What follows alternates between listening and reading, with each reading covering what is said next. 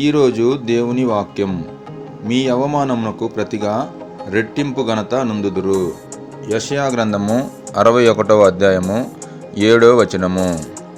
ఈరోజు మనల్ని ఎవరైనా అవమానిస్తున్నారేమో, నిందిస్తున్నారేమో, ఏ విషయంలో కావచ్చు, అవన్నీ మనము దేవుడు మన మంచికే చేస్తున్నాడని ధైర్యంతో ముందుకే సాగితే అవే మనకు దీవెనలుగా మారుతాయి.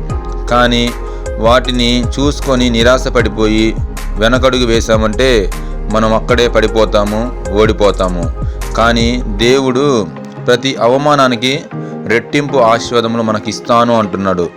మనకు ఈ సమస్యని దేవునికి అప్పచెప్తే చాలు, ముందుకే సాగితే దేవుడి దీవెనలు మనము పొందుకోగలుగుతాము. దయచేసి ఇటు విధంగా మనం జీవిస్తే మనకే మంచిది. ఈ వాక్యము మీకు నచ్చినట్లయితే అనేక మందికి షేర్ చేయండి. అలాగే చాలామంది చూడలేని వాళ్ళు ఉంటారు, చాలామంది చదవలేని వాళ్ళు కూడా ఉంటారు. వారి కొరకు ఈ వీడియో సిద్ధపరచబడాలని ఆశపడుతున్నాను. ఈ వీడియో మీకు నచ్చినట్లయితే లైక్ చేయండి, షేర్ చేయండి, సబ్స్క్రైబ్ చేయండి. Thank you for watching.